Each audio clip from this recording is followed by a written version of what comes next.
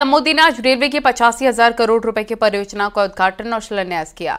साथ ही 10 वंदे भारत ट्रेनों को हरी झंडी भी दिखाई और 4 वंदे भारत को विस्तार भी किया गया।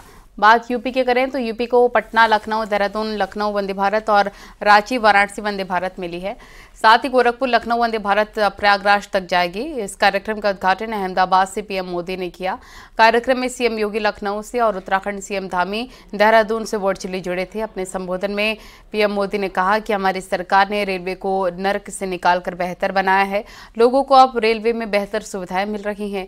साथ ही पीएम मोदी ने कहा कि देश में 250 जिलों तक वंदे भारत का नेटवर्क पहुंचा है। विकास तेजी के साथ आगे बढ़ रहा है।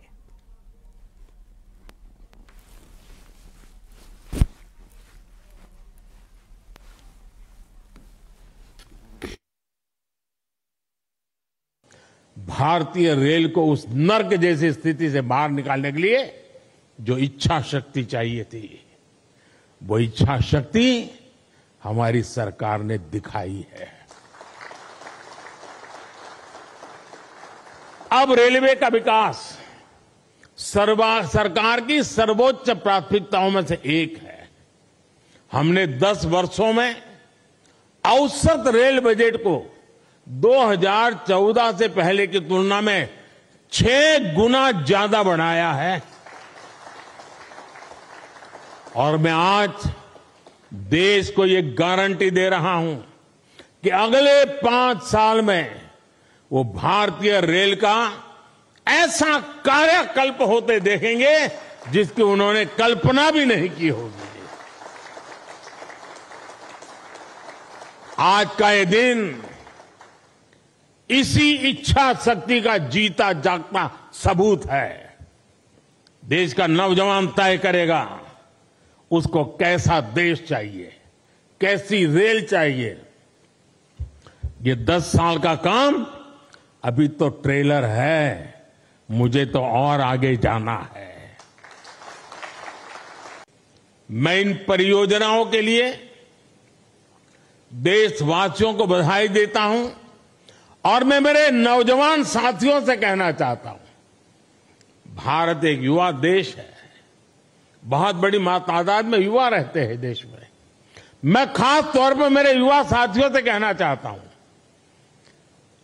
आज जो लोकार्पण हुआ है वो आपके वर्तमान के लिए है और आज जो शिलान्यास हुआ है वो आपके उज्जवल भविष्य की गारंटी लेकर के आया है।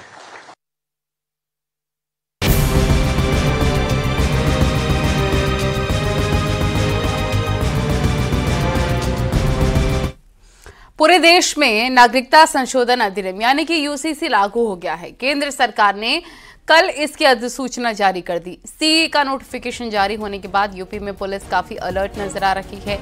कहीं कोई अप्रिय घटना ना हो, इसके लिए पुलिस जगह जगह पर गश्त और फ्लैग मार्च कर रही है। संवेदनशील इलाकों में खास चौकसी बरती जा रही है। अराजक तत्वों को चिन्हित किया जा रहा है और अफवाह फैलाने वालों की अगर कोई कोशिश भी करता है तो उस पर एक्शन लेने की तैयारी है। सोशल मीडिया पर भी पुलिस की पैनी नजर है।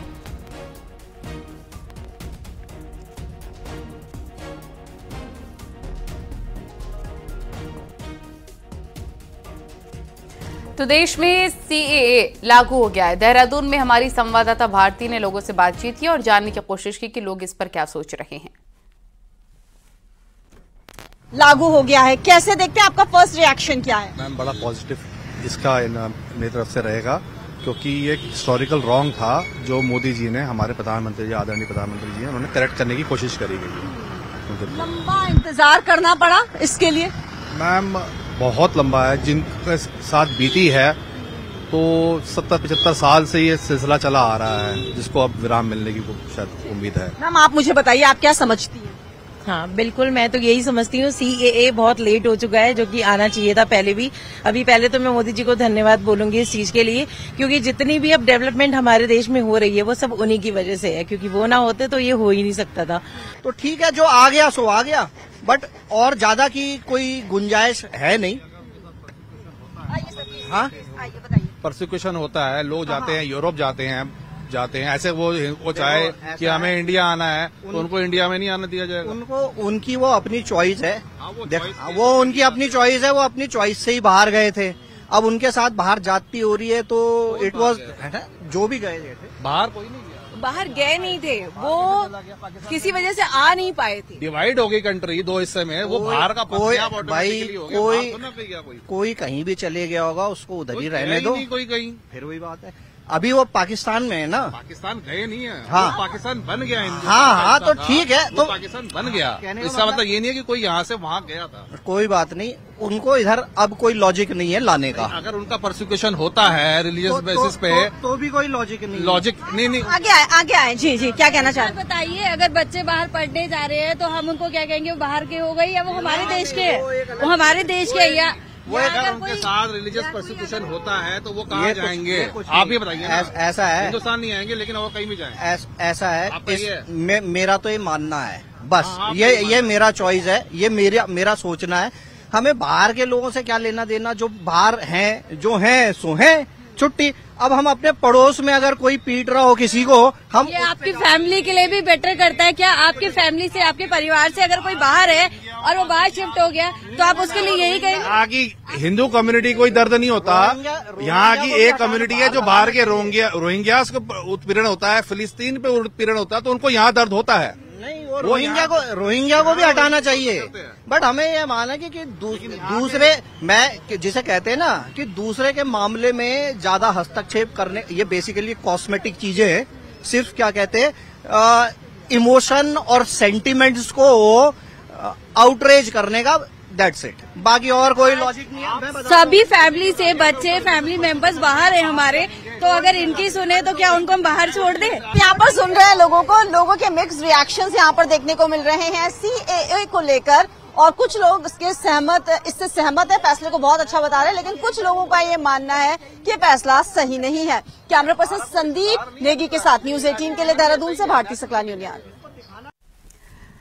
दिल्ली के मजनू का टीला इलाके में रहने वाले विदेशी शरणार्थियों ने CAA लागू करने के लिए मोदी सरकार को धन्यवाद दिया है। इनका कहना है कि PM मोदी और अमित शाह ने इन्हें बहुत बड़ी खुशी दे दी है। का टीला है, ये सब पाकिस्तान से आए हुए शरणार्थी हैं, जिनको फिलहाल जो CAA लागू हुआ है, जो नोटिफिकेशन जारी हुआ है, उसकी खुशी आपको खुद तस्वीरों में दिख रही होगी कि देखिए मोदी सरकार को धन्यवाद किया गया है। मैं इन्हीं से बात कर लेता हूँ। CAA लागू हो गया है, कितने खुश हो? जब तक सूरज चांद रहेगा, हिंदुस्तानियों का नाम रहेगा। हमारा फांसी का फंदा निकाल दिया हिंदुस्तानियों ने निकाल दिया। किसको धन्यवाद? हिंदुस्तानियों ने। जय श्री राम, जय श्री राम। क्या कहेंगे? खुशी की बात है, आज बच्चे हमारे खेल कूद रहे हैं और देश के प्रधानमंत्री, गृह मंत्री को कोटि कोटि प्रणाम है उनको।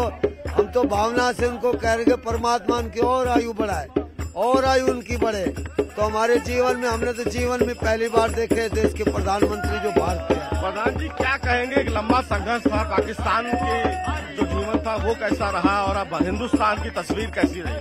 देखो, गले में फांसी जैसी समस्या से हमें मुक्ति दिलाई गई।